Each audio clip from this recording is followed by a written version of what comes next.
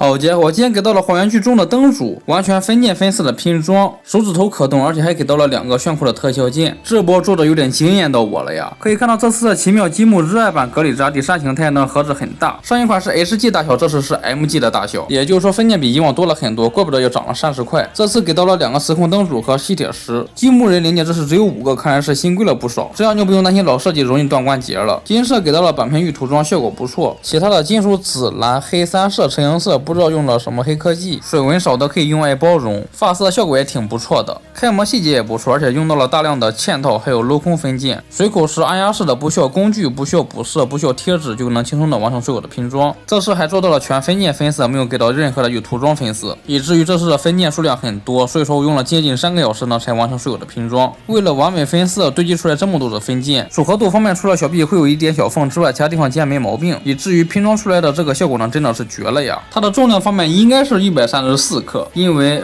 相信细心的粉丝已经发现了，对，没错，我重量少了1个分件，补了件得3至天才能到货，所以只能先出视频了。大小方面全高大约是20厘米左右，所以会明显的看起来比 SHF 的 X 要高，不介意的话倒是也可以搭配在一起玩。细节方面可以看到它的头部就是一个透明黄的罩子，内置一个时空灯，点亮之后呢是走马灯的效果还原皮套，而胸口的灯组呢是能够照顾到2边的，不过比中间的稍暗淡一些。2处的灯组是独立的，都是1档，你点一下呢就是亮，再点一下呢就是灭掉了。除了这4个可以发光的透明件呢，可以看到脖子2边也有，每一半侧裙剪呢各有2个。像这个造型的裙摆呢，足足有7片，小臂和手臂剪上也各有1个，背后有4个大的，上端凸起1个，下端凸起2个，而且正反面是都有的。如果你是16号之前预定的话，除了这个特点特效件之外呢，还有一版异色的主体透明件，是为了还原波动轰炮蓄力时主体上的光波同时泛紫的效果。如果你选择双载的话，需要注意一下，是替换头部之外的透明件，头部是依旧发黄光的。透明件以外的细节呢，可以看到头2侧的像是翅膀的造型，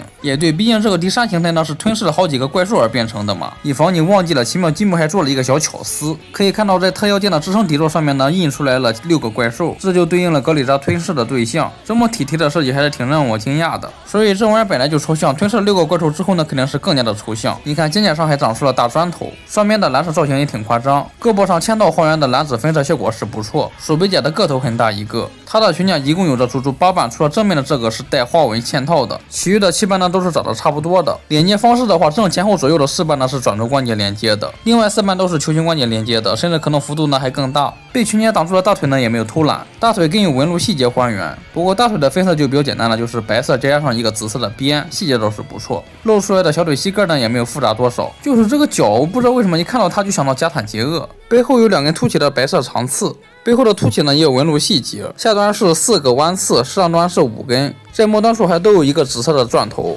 可动方面的话，低头、抬头、转动，侧面的翅膀呢是球形关节连接的，有让位，肩膀的钻头也是球形关节连接的，胳膊的平台接近90度，因为渐渐的干涉不能够大风车，前台后台都是90度，大臂根可以平转，胳膊的屈肘幅度是90度，指腕是球形关节连接的，除了大拇指之外呢都是转轴关节可动，可动的幅度90度，胸部前倾一般，后仰还可以，转动的话没问题。胯部侧低80度，前低90度，后低90度，大腿根可以平转，屈膝是100度，脚腕是球形关节连接的，背后的4根凸起也都是球形关节连接的。一圈绑完下来之后，感觉它浑身的关节紧实度都是刚刚好的，也不会掉件，除非你把裙甲掀到了它不该有的幅度。不算特点的话，配件就是这么一个闪电特效了。20多块无线版的特效件呢就做的不错了，这一个129的呢那是更好。而特点附属的这一个呢，造型是相当的震撼。如果有白垩的模型就好了，给它用肯定相当的合适。2个特效件都是通过这一个支架地台进行连接的，只能2选1了。好的，以上就是奇妙积木热爱版格里扎第3形态的情况了。除了我中奖缺件之外呢，还是挺满意的。后续的热爱版怪兽预告了白龙还有海帕杰顿，不知道哪一个先出货呢？反正我都是挺期待的。